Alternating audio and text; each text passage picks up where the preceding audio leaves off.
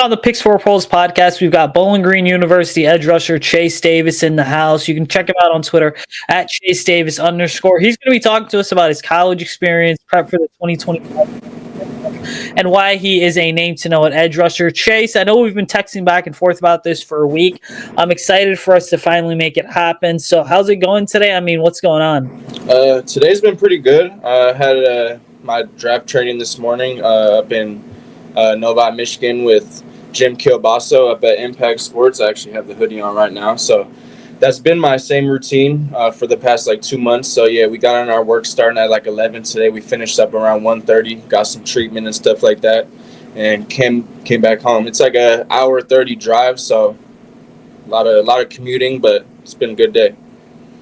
Sounds fun. I mean, okay, I have to ask you this because since we've been on this recording room, I see you've got the jerseys in the back. I mean, can you explain the significance of those jerseys? So the first one is my UTSA jersey. When I was down there during the 2022 season, that's my bowl jersey from the Cure Bowl. And then the other two are my jerseys from BG the last 2 seasons, the bowl games that we played in. Nice. Did you change numbers? Because I think I see a 16. Is it a 99 I see? Yeah, I wore 99 at UTSA, and then I wore 99 in JUCO too. And then I wore 16 when I got to BG. 99 was taken, and numbers are not – I don't really have a significance behind a number. I just really, play the game, so it doesn't even matter to me, honestly. That makes a lot of sense, right? And you're definitely one of those guys that's I really don't care about the number. Just give me a helmet and pads is kind of the vibe that I get. Yeah. Because it's I've been doing this for 7 to 8 years now. Whenever I ask about jersey numbers, I always hear oh, we wanted 52 because I was a big Ray Lewis fan or something. But I mean, you mentioned the colleges. Let's just hop right into this discussion because you were at East LA College first, right? You're a West Coast guy, and then you end up going to UTSA, right? And then Bowling Green. I mean, what made all 3 schools such a great fit? And was there a difference in the competition between UTSA and Bowling Green at all? I wouldn't say a difference in competition at all, honestly. Coming to UTSA from my JUCO ELAC I feel like the only step up that would be the play strength of players. People are just bigger, faster, stronger, which is what you would expect going from a junior college to a D1 school. So I got stronger in the first semester there. Spring ball down there, my first semester there went good. So I wouldn't say it was a big leap or anything like that. But yeah, it's just going from JUCO to D1 at first, just had to adjust my body really. But other than that, no, I don't think there's a difference in talent or anything like that in terms of the 2 different schools. What'd you have to change about your body in terms of just how you were lifting and working out, or take us through that? Yeah, really, honestly, it was just strength. I've really throughout JUCO, I was somewhat big. My first year, I was 235, 240 playing. The second year, my sophomore year, I was around 275, 280. So honestly, just getting stronger in my legs and my upper body, so that when I got to UTSA, I played majority 5-tech when I went to my junior college, and when I got to UTSA, I was playing a lot of 4i, 5-tech. So I had to just get stronger and things like that, so that I could hold double teams and play that 4i more effectively. So honestly, just lifting more and just really honing in on my body and that whole process to, just get bigger, faster, stronger, and things like that. That definitely makes sense. And again, for our listeners who may not know, a 4 or 5 tech, you're basically lined up on the offensive tackle, right? So you're and again, I coach as well, right, as our listeners know. So I have had to coach O-line, D-line. And I would say me growing up being a skill guy, I now realize coaching for a couple of years now, there's a significance of O-line, D-line. And I think that's why they say that the game starts and ends in the trenches, because whatever happens in the trenches is honestly the stuff that goes super unnoticed. But, I got to ask you this, right? You talked about your prep for the draft, about how you're driving an hour and 30 each way. So it does take up a lot of time. But when you're at these workouts, what's the goal beyond just getting bigger, faster, and stronger? How are you with your trainer splitting the workouts up so that you are getting maximum efficiency out of the time that's allocated to you?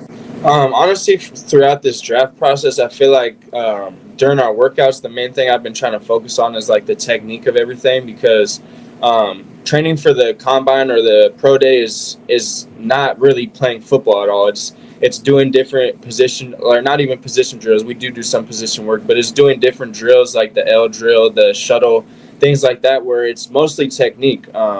The first day I came in, and I mean, I'm running good. I'm running how I usually do, and it works for me. But just by changing little tweaks about, my shin angle, or keeping my head down when I run, and making sure that just when I run, like that I'm like stabbing back with my ankle and things like that. It's just different little intricate details that really make a big difference in this whole process. So taking advantage of that, it's really just been a good experience. A lot of my times have been increasing into what I want, and honestly, pretty well. Unexpectedly, I always knew I was athletic and things like that, but to see it on paper and be able to compare it to years past combines and things like that has been good. And workouts overall, I mean, we start off with the dynamic warm up. It's about 15 minutes. It's usually they put us through it, but as we get closer to our pro day, we sometimes warm ourselves up so that we could get used to it and know what to expect on pro day. And then we get into a field workout, whether that's sprint training or training on the shuttle, working on our L drill, things like that. They have a force treadmill in there that we get on a lot. We have a incline speed treadmill that we work on, a Vertimax, a bunch of different things that work explosiveness and speed and things like that. It'll focus on our technique. And then the last portion of it is the strength training part. So I mean, we're working on our 225 max. We're working on just overall body strength, getting stronger in our legs and being more explosive. I feel like the main thing that I've at least seen so far is I've gotten way more explosive, way faster, way just I don't know, more functional as an athlete. We have a mobility routine that they add into it, and I've been doing that as well. So adding all that stuff together has honestly been a real adjustment, but it's been great because it's things that I'm gonna be able to translate as I go forward. It's not just something that it's gonna work for right now. That definitely makes sense. You mentioned the pro day a handful of times. Like, when is your pro day? Where is it going to be so that hopefully all of us can kind of tune into it? It's March 24th at Bowling Green State University, so it's coming up pretty soon. Still got about 2 weeks left, but yeah, it's coming up real soon. Sounds fun. You seem excited for it, Yeah, in definitely. terms of all the work you're putting in. Now it's like, hey, I'm going to go out there and just show the world, like, all right, I'm able to go ahead and do this. But, there's the training aspect of this whole thing, right? And then there's sort of the mental aspect of the game where it's like, I don't think people realize, like, as a football player, the season is a grind, right? The off season seems like a grind as well, because it's like the more you sort of go up the ladder, you are working harder and harder. And then, you leave one training session and then all of a sudden now you're probably going to film if you're in high school or college, or you're moving on to just evaluating, yourself in terms of what can I continue to do better. But getting into the mental aspect of the game here, I mean, how do you consistently keep yourself going in terms of knowing on the field, off the field, sometimes things aren't going to go your way, but you just have to keep pushing forward? Honestly, in terms of like the mental aspect of the game, being from the West Coast, I'm a big Kobe guy, so I like to rethink of this quote a lot. It's preparation removes all doubt, and so pretty much if you don't feel like you're ready, or you're anxious or anything like that, it's simply because you didn't put in the work to prepare. So I mean, I put everything. I switched my diet.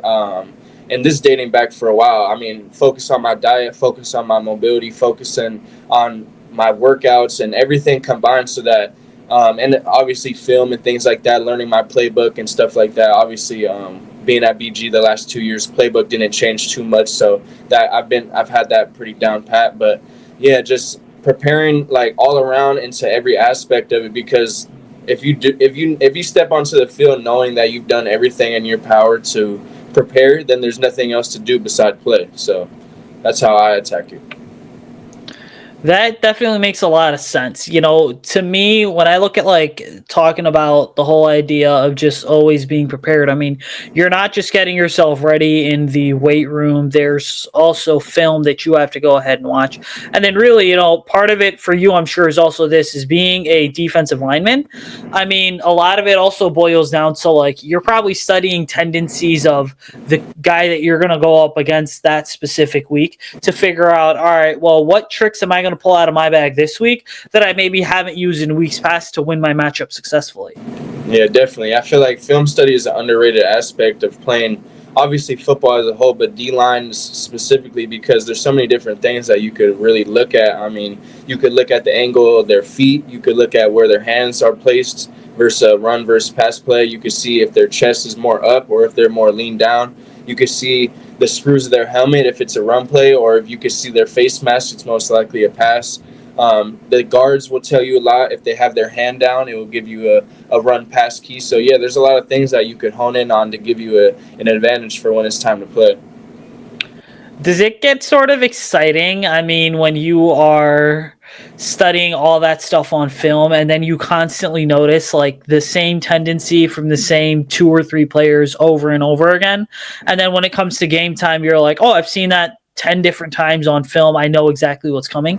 Yeah, I feel like that ties into the preparation because the more you watch, the more you feel comfortable, and then when you get to the game, I mean, you as coaches, like as you guys do, you guys drop plays and things like that to work specific for different plays. So when you already know how the play is supposed to look versus that look or versus that type of player, all you got to do is execute. So yeah, I mean, it's a big cheat code as a D lineman to know and really study film to see who you're going against. So yeah. So I gotta ask you this, right? Like, you only get to play so many games in a season, right? Because again, like, the cool thing about football is that football is not like basketball or baseball where you're playing, you know, multiple games in a year. You are going ahead and really you're playing, you know, one game a week. But when the helmet and pads go on, I mean, how does your mentality sort of change? And when you get the chance to step on the field, like, how do you view it as an opportunity?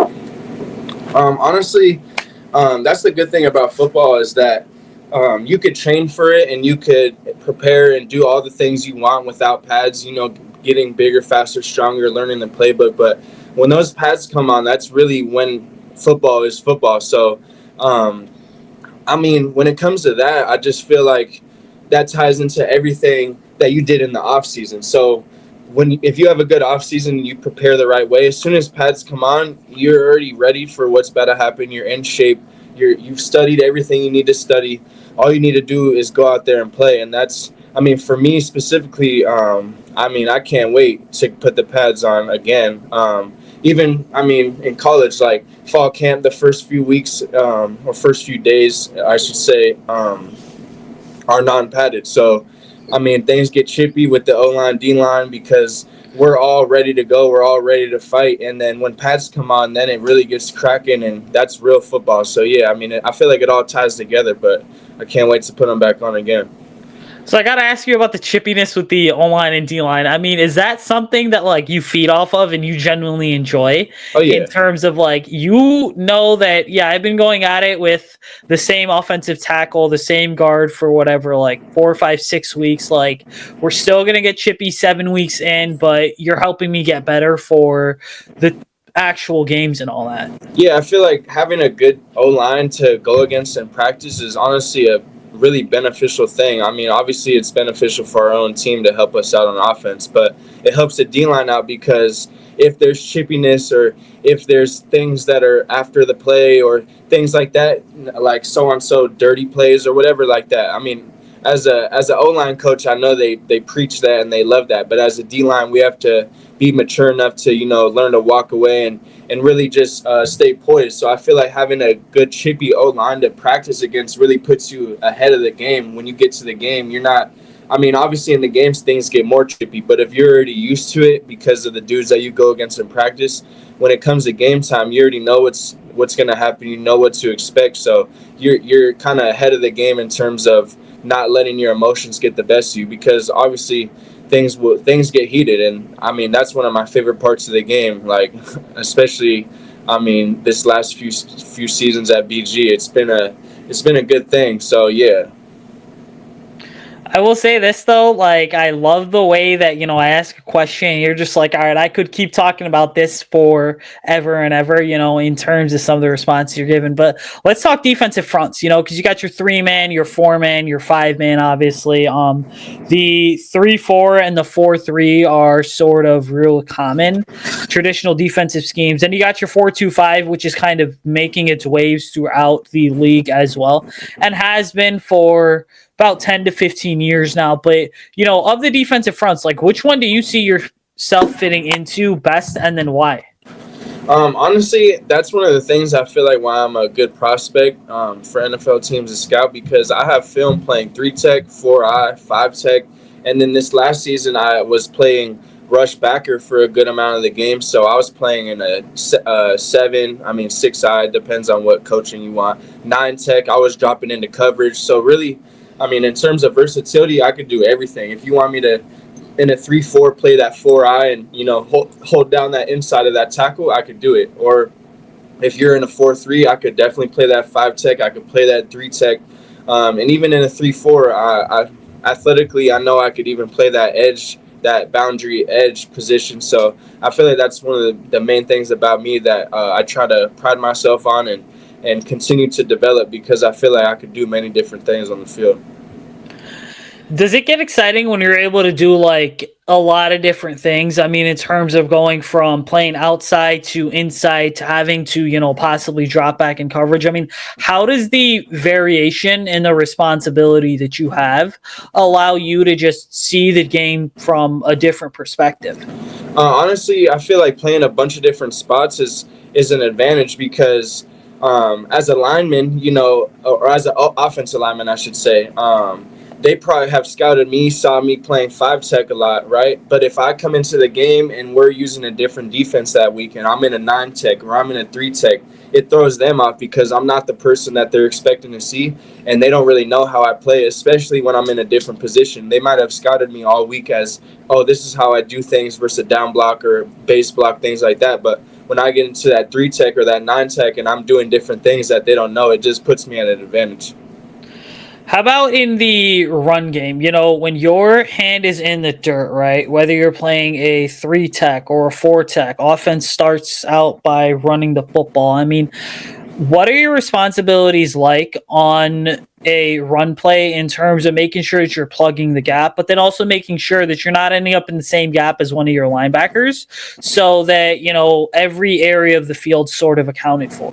I feel like the biggest thing with that in terms of run game is using your extension. Pad level comes into that, and hip. I mean, using your hips and exploding out of your hips is important as well. But if you're extending your arms and you get a good strike into that O lineman, there's no way for them to move you off the ball. There's no way for the backers to be in the same place as you, because they're going to be able to clearly see. That's why a lot of the times when there's a lot of muddled up and the backers are standing on top of the D line, it's because they didn't get any extension, so they don't know where they're supposed to fill at. When you have your guy locked out and you could just shed him at any moment, it makes it easy for the backers, because backers understand leverage and they can see, okay, I have the inside of that tackle stood up and he's leaning on me. So they need to go fill that C gap, because they know at any moment I could shed off and hold that B gap by myself. So yeah, I feel like extension's the biggest thing. That's what I try to work on the most. I mean, being a bigger guy, having longer arms, I feel like whenever I get extended, the play is really over. All you got to do at that point is get off the block and, make a tackle. All right, so you mentioned playing like every single position on the D line, right? Plus like playing, that J backer as well, which I know it's interesting because some teams will term it as like the Joker, some teams will term it as like the star or the dog, whatever it really is. But have you ever had to like drop back into coverage and take on a wide receiver? And if you have, what was that like? Or even a running back? Yeah, when I first got to BG, I mean, I got here, I was playing the last 2 seasons at 285. I'm a bit lighter now. But yeah, they started first putting in plays for the like us. We call it the big end here at BG. We play like all the positions I've listed. We to the field. So they started experimenting the 2023 season with dropping us in coverage and things, and I was making interceptions in practice off the plays that they had put in, so they felt comfortable with that. As the season went on, they put in different plays, and yeah, when we played Toledo in 2023, there was a play where I'm guarding their slot receiver on a corner route. Mostly this year, I wasn't in man coverage too much. It was mostly spot dropping, getting to the hash, getting to the like the hook curl, things like that. So not too much man coverage, but I have done it before. And honestly, obviously I am a bigger guy, I'm a heavier guy, but I've always trusted my speed and athleticism. So I look at it as, well, they're not expecting me to cover him, and they don't think I could cover him. So if I'm in a position that I expect myself to be in because of how I move, then that's just another play for me to make. That definitely, I mean, makes a lot of sense. And, watching some of your film, right? Like, I can clearly tell that you are a playmaker at heart. But, we're a Bears podcast. I got to ask you this, right? Chicago's a city that's known for really good pass rushers, really good defensive players. I mean, that's D linemen, linebackers, corners, safeties, all that stuff. I mean, what do you know about the city of Chicago? Have you ever been here? And what do you know about the Bears franchise? I've never been to Chicago myself. I mean, I've driven through it on my way to BG. I've never stopped there and actually explored the city. But I mean, I know a good amount about the Bears. One of my good friends from back home, his whole family is a diehard Bears fan. So I've spent a lot of time there watching games, and they're diehards. So they know everything about the team, all the transaction you guys are doing, and all that stuff. So I feel like I have a good knowledge base for the Bears. I'm a Cowboys fan myself, but at this point in my career, I mean, I threw all that fandom stuff out of the way because, I mean, I'm just trying to make my way onto any specific team. So yeah, I mean, Bears specifically, I mean, I've watched them in the past. When Khalil Mack was there, I liked Robert Quinn. I look at him a lot when he was there with his pass rushing things, and so yeah, I mean, I know good about. So, I mean, again, you're an LA guy, so you're a California guy. For some reason, California is so weird because it's like, yeah, you got the 49ers, you got the Rams, you got the Chargers. The Raiders are only a few hours away. Northern California really doesn't have any sort of NFL teams in terms of the geography, but it's like California seems to be this like hotbed for Bears fans. There seems to be like a lot of, Bears fans there. So it makes sense that, one of your best friends is a Bears fan, but are there any sort of players outside of the Bears, right, that like you model yourself after, that you like looked up to while you were growing up?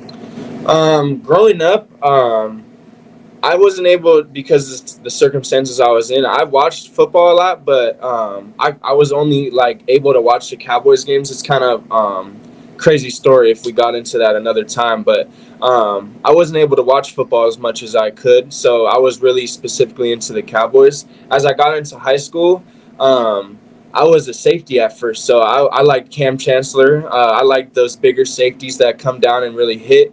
But when I got to college, and that's when I really started watching more film and learning, I mean, different players and things. My favorite player, I like DeMarcus Lawrence.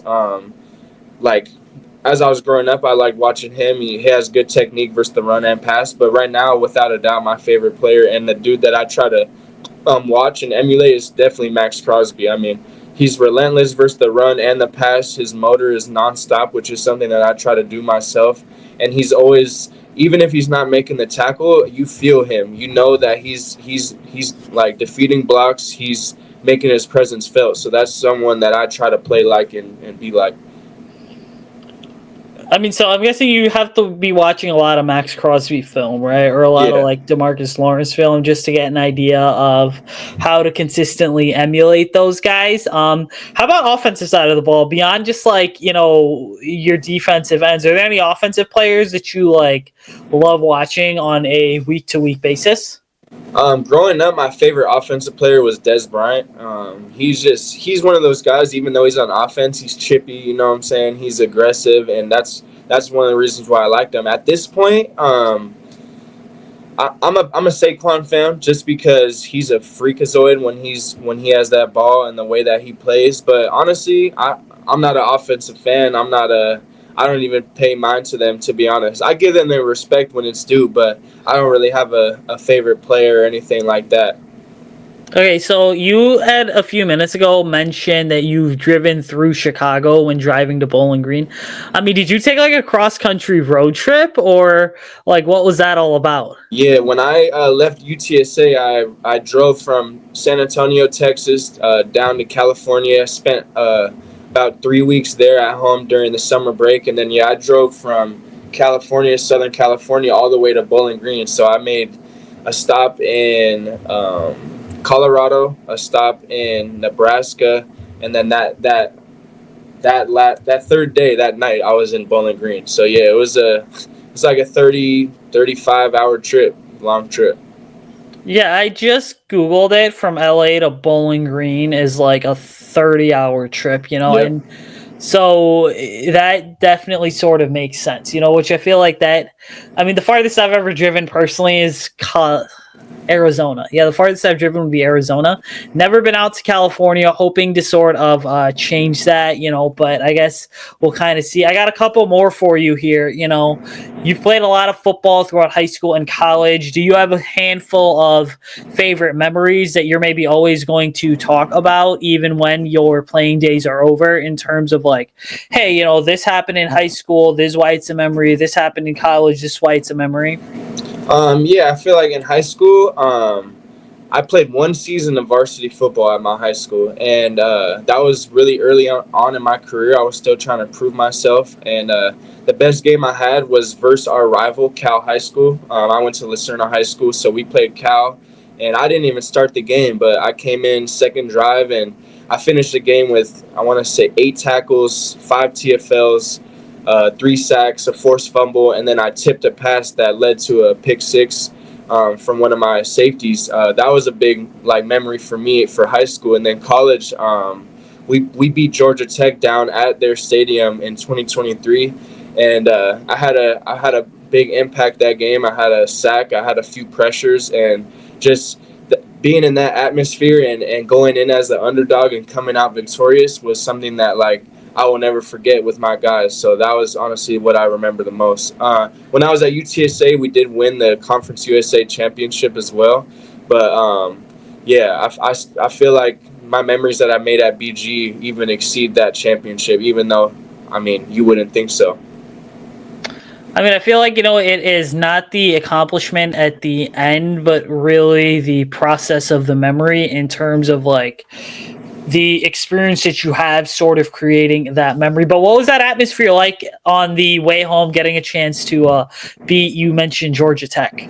It was a great day, honestly. Like I said, we went in as the underdogs, like you would expect, and we went down early. I don't know the exact score that we were down by, but it was multiple possessions. We were down, and so defensively we really had to step up, and that's exactly what we did. We finished the game.